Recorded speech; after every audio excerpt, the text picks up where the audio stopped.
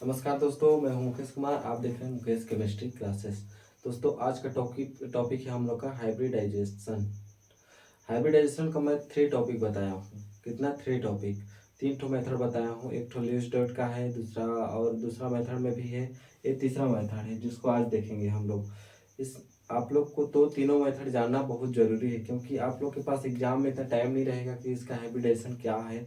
उतना लंबा चौड़ा प्रोसेस करने में थोड़ा टाइम खींच लेता है, इसलिए उसको देखते हैं कैसे पहचाने। सबसे आसान तरीका क्या होता है, तीनों वीडियो में से मैं किसी वीडियो को भी अच्छे से देखिएगा ना तो तीनों में अच्छे से क्लियर आ जाएगा, क्योंकि तीनों वीडियो अच्छा ही है। तीनों का अच्छे से मैं बताया हूँ कि कैसे निकाला जा सकता है। तो चलिए आज हम इसका देखते हैं, हाइब्रिडाइजेशन। फॉर्मूला देखते हैं। सबसे पहले फॉर्मूला होता है 1/2। 1/2, ठीक। 1/2 के बाद क्या बोलता है, परमाणु के संयोजी कोष में इलेक्ट्रॉन की संख्या। परमाणु के संयोजी कोष में इलेक्ट्रॉन की संख्या। परमाणु के जो संयोजी कोष लास्ट वाला भाग होता है, संयोजी मतलब आखिरी का इलेक्ट्रॉन होता है, उसकी संख्या, उसको फिर प्लस करना है।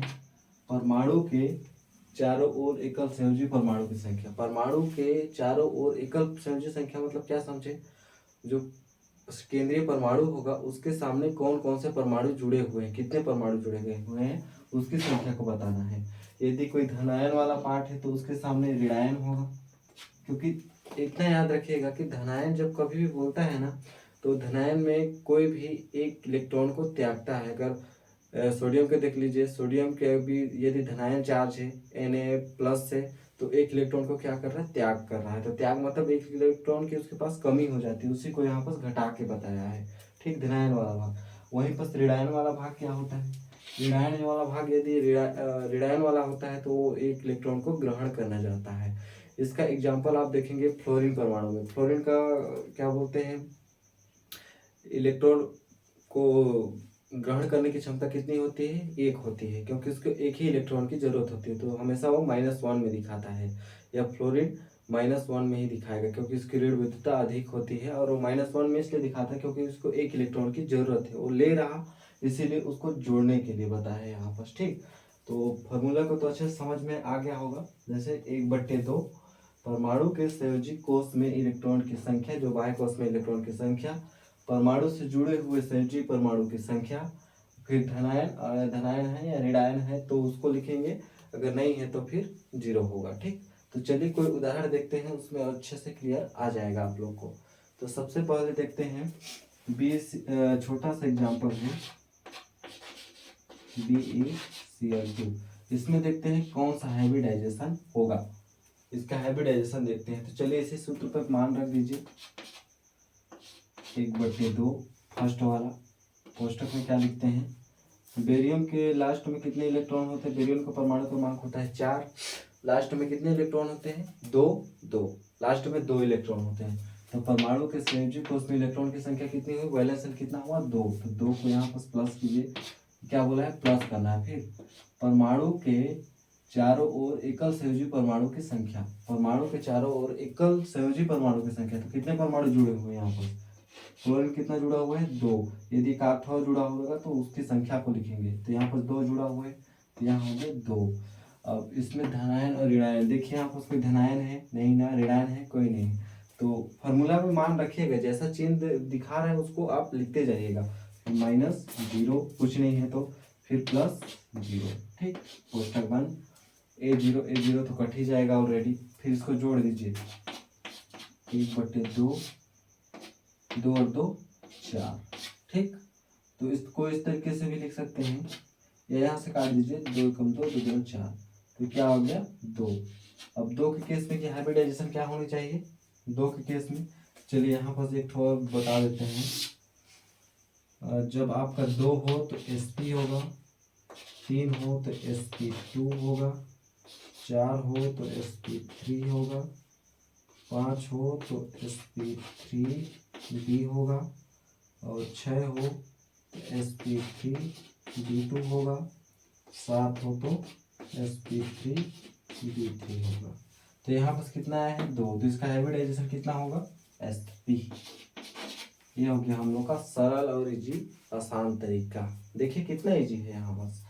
चलिए अगर एक आध दो ठो और उदाहरण को देखते हैं, यहाँ से समझ में आ जाएगा। ठीक, इसको नोट कर लीजिए या वीडियो को पीछे करके देख लीजिएगा, समझ में आ जाएगा। अगला देखते हैं कोई सा भी एग्जाम्पल। दूसरा देखते हैं CH4 का।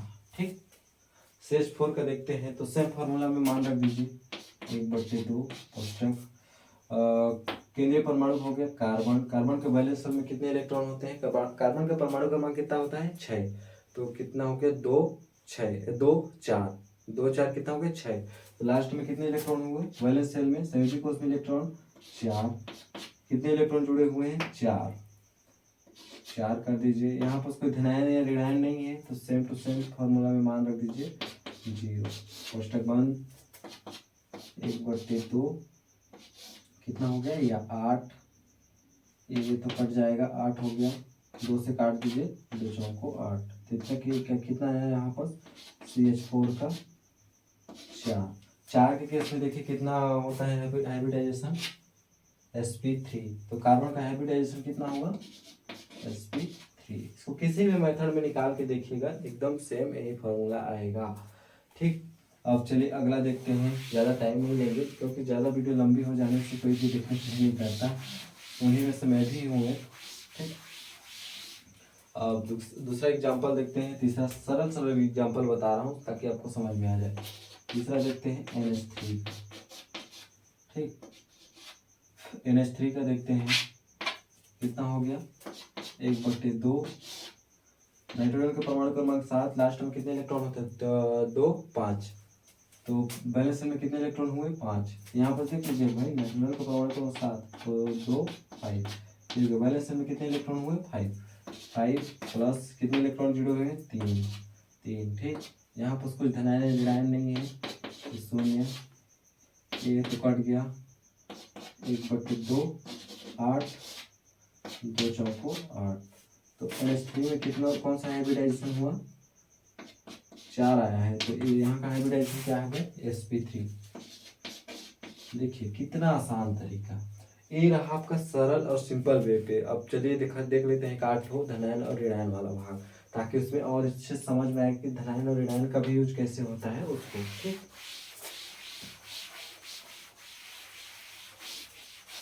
जैसे NH4+, इसमें क्या है? धनायन है। तो चलिए धनायन वाले को देखते हैं। ठीक, धनायन वाले को देखेंगे तो यहाँ पर संख्या 1/2 फॉर्मूला में मान रखिए। संयोजी कोष में कितने इलेक्ट्रॉन हुए? नाइट्रोजन का भी तो बताया भाई, 2 5 5 कर दीजिए। कितने इलेक्ट्रॉन जुड़े हुए हैं? 4 कर दिए। अब यहाँ पर माइनस कौन सा भाग है? धनायन वाला भाग है। तो धनायन कितना है? 1 हो गया। प्लस ऋणायन हो, 1 8 ऋणायन नहीं है ना, यहाँ पर सिर्फ धनायन है तो यहाँ पर 0 ऋणायन के लिए। तो यहाँ पर सॉल्व कर दीजिए इसको। 5 4 9 और 1 कितना हो गया? 9 - 1। 0 का तो कोई वैल्यू नहीं रह गया। ठीक, तो 1/2 9 में 1 घटाएंगे कितना बचेगा? 8 तो 2 चौको 8। यहाँ पर हाइब्रिडाइजेशन क्या हुआ? 4 के केस में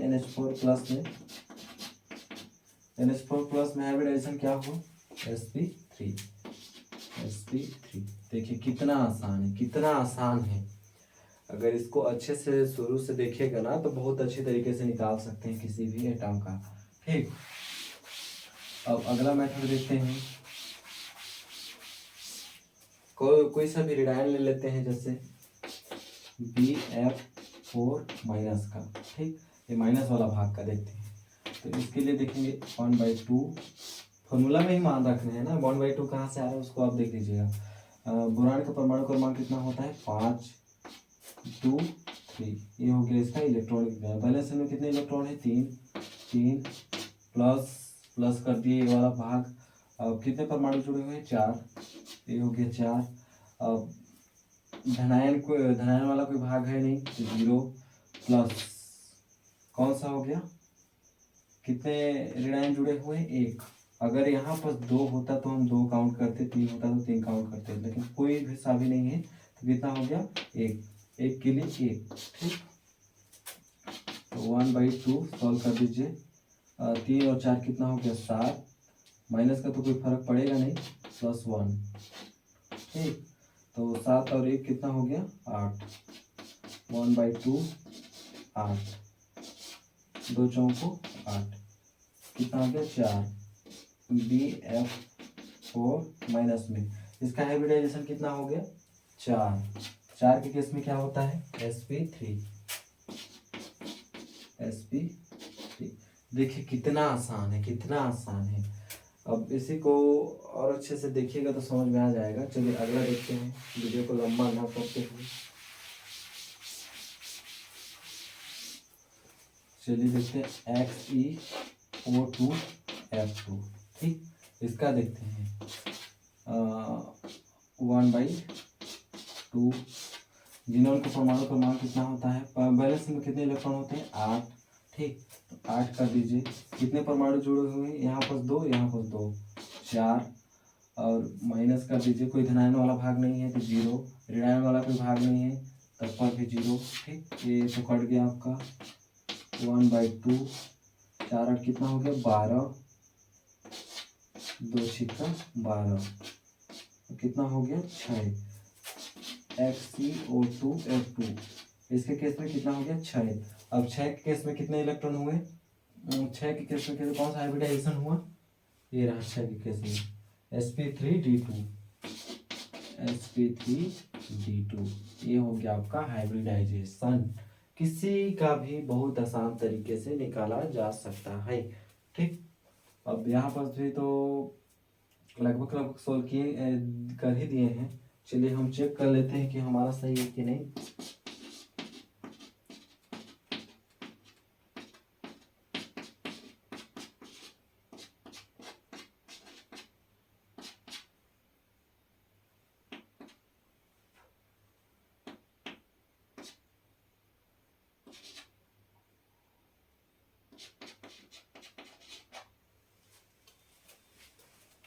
यहाँ बस कितना आना चाहिए 2 4 8, लेकिन कितना आया 1 2 3 4 5। XeO2 sp3d2 ये अपना करेक्ट है, सही है, ठीक। और अगला एग्जांपल देखते हैं।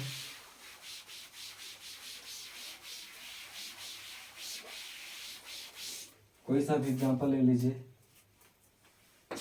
XgF2 का ले लीजिए, ठीक।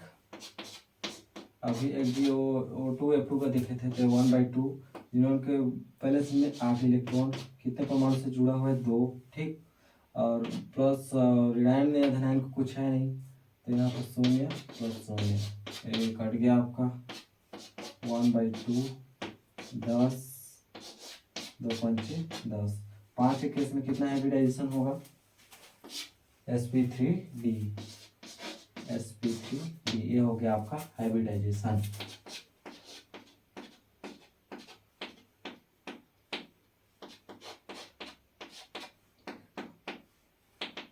ठीक है, एकदम राइट है sp3d, ये आपका हो गया।